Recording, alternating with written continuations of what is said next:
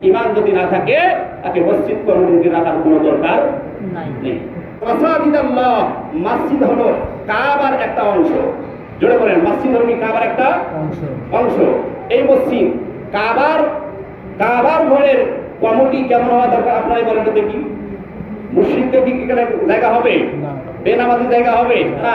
এই মসজিদের রক্ষণাবেক্ষণের দায়িত্ব পালন করবে যাদের নামাজ নাই, যাকাত নাই, হজ নাই, রোজা নাই, ভালো কোনো কাজ নাই, শুধু কমিটির দায়িত্ব পালন করবে, টাকা গণনা করবে, শেষ ইত্যাদি কাজ করবে, মসজিদ থেকে বের হয়ে গেল, জুমার দিন আসবে। এই সমস্ত ব্যক্তি যতই ভালো কাজ করুন, এই ভালো কাজ আল্লাহর কাছে মূল্যহীন কোনো পাবে না। এরা হবে জাহান্নামী, এরা এমনি জাহান্নামী। এদের মসজিদে থাকার কোনো অধিকার নাই, এদের মসজিদের দায়িত্ব থাকার কোনো অধিকার নাই। এখানে বলছে হুম ফিহা খালিদুন, এরা তো এমনি জাহান্নামী হয়ে যাবে। নাউযুবিল্লাহ বলবেন না? তাহলে মসজিদের দায়িত্ব নিবে কারা? এরপরে দেখে মসজিদের দায়িত্ব কারা নেবে, কারা আসবে, সেই কথাগুলো দেখেন এখানে কেমন ভাবে বলেছে, কি সুন্দর ভাবে বুঝেছেন। সূরাতুত তাওবা আয়াত নম্বর হলো 18।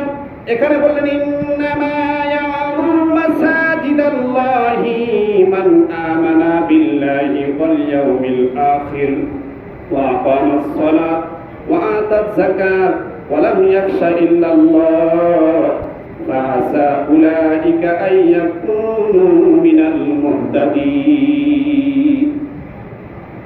এখানে আয়াতের ভিতর মসজিদ রক্ষণাবেক্ষণ কিভাবে করবে, কমিটি কেমন পরিচালনা করবে, কোন কোন গুণগুলো থাকলে কমিটিতে আসা সম্ভব, সুন্দরভাবে এই আয়াতের মধ্যে বিশ্লেষণ করেছেন। হাদিসের ভিতরে এসেছে বুখারী শরীফে এবং তিরমিজি শরীফে। পাশাপাশি সূরা তাওবার 18 নম্বর আয়াতে বললেন ইন্নামা ইয়ামুরু মাসাজিদাল্লাহ, জুড়ে বলেন মসজিদ কার ঘর। ইন্নামা ইয়ামুরু মাসাজিদাল্লাহ, নিশ্চয়ই যারা মসজিদ রক্ষণাবেক্ষণের দায়িত্ব নিতে চায়, যারা গ্রহণ করতে চায়, তাদের ভার, তাদের গুণ কেমন হওয়া দরকার, এই ব্যাপারে কোরআনে একবারে স্পষ্ট করে ঘোষণা করেছেন স্বয়ং আল্লাহ পাক নিজেই। ইন্নামা ইয়ামুরু, নিশ্চয়ই ওই সমস্ত ব্যক্তি যারা মসজিদের রক্ষণাবেক্ষণের দায়িত্ব পালন করতে চায়, মাসাজিদ আল্লাহ মানে মসজিদের কথা বললেন। মাসাজিদ আল্লাহ, মসজিদ কার ঘর? আল্লাহর ঘর। মান আমানা বিল্লাহ, এক নম্বর সত্য হলো, কথাগুলো বুঝেন, এক নম্বর সত্যের কথা বললেন মান আমানা বিল্লাহ, অর্থাৎ সর্বপ্রথম ওই ব্যক্তির ঈমান ঠিক থাকতে হবে।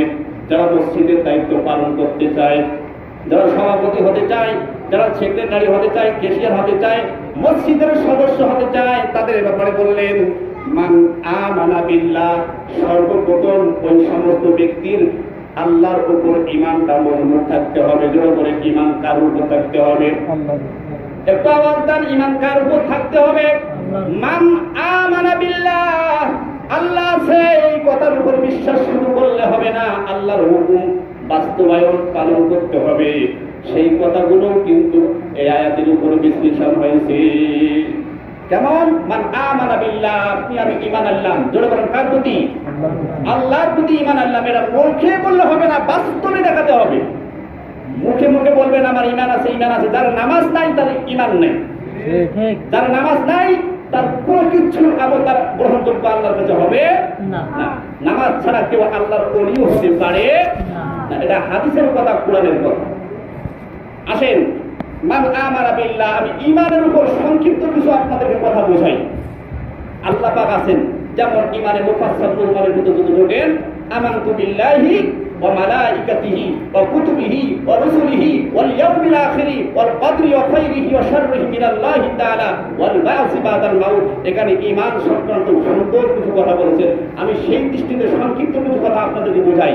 বিশ্বাস করলেন আল্লাহ আছে, মালাইকা মানে ফেরেশতা আছে, কুতুবিহি মানে কিতাব আছে, রুসুলিহি মানে রাসূলগণ ছিল, ওয়াল ইয়াউমিল আখির, আখিরাতের প্রতি ভালো মন্দ মৃত্যু যা হবে সব কিছু কার হুকুম? আল্লাহ। যখন কার হুকুম? আল্লাহর হুকুম। এখন আপনার ঈমান ঠিক আছে, বুঝলাম আপনার ঈমান ঠিক আছে। নাম্বার 1, মান আমানা বিল্লাহ, আল্লাহর প্রতি ঈমান আনায়ন করলাম। ঈমান শব্দের অর্থ হলো বিশ্বাস। জোরে বলেন ঈমান শব্দের অর্থ কি? বিশ্বাস। বিশ্বাস, অদৃশ্যকে বিশ্বাস করার নাম হলো ঈমান। এখন মান আমানা বিল্লাহ, আল্লাহকে বিশ্বাস করলেন, বিশ্বাস করার নাম আমি দেখলাম এটা এক, জোরে বলেন এটার নাম কি? এক। এখন এককে শক্তিশালী যদি করতে চাই, মসজিদ সভাপতি আর মসজিদ সেক্রেটারি এই এককে কিন্তু ওই ইমানদের শক্তিশালী করতে হয়। এই শক্তিশালী করতে গেলে আমাদের জিরো বসাতে হবে। মসজিদ কমিটি যারা আসবে তাদেরকে জিরো বসাতে হবে। সকলের উদ্দেশ্যে ওয়াজ, মসজিদ কমিটির উদ্দেশ্যে ওয়াজ নয়, সকলের উদ্দেশ্যে বলা হলো মান আমানা বিল্লাহ, ঈমান আছে এক হলো আপনি যতই আমলে সালেহ প্রত্যেকটি কাজে লাগাবেন, অর্থাৎ আপনি 5 ওয়াক্ত নামাজ আদায় করবেন, একটা শূন্য বসে যাবে। আপনি ভালো কাজ করবেন, একটা শূন্য হয়ে যাবে। নফল ইবাদত করলেন, শূন্য হবে। রোজা রাখলেন, শূন্য হবে। ইত্যাদি যত ভালো কাজ করবেন সমস্ত করতে শূন্য বসা হবে। এখন ধরে করেন একের সঙ্গে যদি শূন্য দিই কত হয়? আচ্ছা, একটা একটু শক্তিশালী হইল না? আওয়াজ তার শক্তিশালী হয় নাই? একের মধ্যে জিরো বসার সাথে সাথে শক্তি পেয়ে গেল, 10 হয়ে গেল। আরেকটা লাগান কত হবে? 100 হয়ে গেল। আরেকটা লাগান কত হবে? তা আপনি এভাবে যতই লাগাবেন ততই জুড়ে বলেন তো কি ঈমান সত্তর একের দাম বাড়বে কি বাড়বে না? আওয়াজ দাম বাড়বে কি বাড়বে না? তাহলে আপনি যতই আমল করবেন ততই আপনার ঈমান মজবুত আর শক্তিশালী হবে। আর আপনি এক কেটে দেন, বাকি শূন্যর কোনো মূল্য নাই। ঈমান যদি না থাকে তাকে মসজিদ কমিটিতে রাখার কোনো দরকার নেই। আসেন পরে রাখতে যাই। তাহলে এখানে আসবো ইন্নামা ইয়ামুরু মাসাজিদাল্লাহ, নিশ্চয়ই যারা মসজিদ রক্ষণাবেক্ষণের দায়িত্ব নেবে মান আমানা বিল্লাহ, তাদেরকে ঈমান আনয়ন করতে হবে। যেটা বলেন কি আনয়ন করতে হবে? ঈমান আনয়ন করতে হবে। এরপরে আয়াতে বললেন ওয়াল ইয়াউমিল আখির, অর্থাৎ পরকালের প্রতি, কিয়ামতের প্রতি। ঈমান যদি না থাকে জোরে বলেন তাহলে কি কোনো লাভ হবে? এই নাম ঈমান হইল? পরকাল যে একটা আছে, কিয়ামত যে হবে, এর প্রতি ঈমান থাকার নামই হলো কি? বিশ্বাস থাকার নামই হলো ঈমান। আমি সংক্ষিপ্ত করে দেব, কথা খুব বোঝাইতে হবে, একেবারে সময় নেই, 6 হয়ে গেছে। যাই হোক, এরপরে শোনেন, এরপর অংশে বললেন যে এখানে উদাহরণ দিয়ে বুঝাইছেন যে এখন মসজিদ সভাপতি আর কমিটি রক্ষণাবেক্ষণ মানে কি? রক্ষণাবেক্ষণের দায়িত্ব তো মসজিদ সভাপতি আর সেক্রেটারি আর ওই যারা দায়িত্ব থাকবে এদের উপরে তো বেশি পড়ে। জোরে করে এদের উপর বেশি পড়ে না? এদের উপর চাপটা তো বেশি পড়ে। এখন এখানে হাদিসের ভিতর বললেন যে, এখানে বললেন যে কি ওয়াল ইয়াউমিল আখিরি আর মান আমানা বিল্লাহ, এই দুইটাকে একত্রিত করে কিছু উদাহরণ দিয়েছে। এই উদাহরণগুলো আপনাদের আমি বোঝাই। কারণ এখন যদি সবাইকে জিজ্ঞাসা করা হয় আপনাদের ঈমান আছে, এক কথাই উত্তর সবাই দিবে আমাদের ঈমান ঠিক আছে।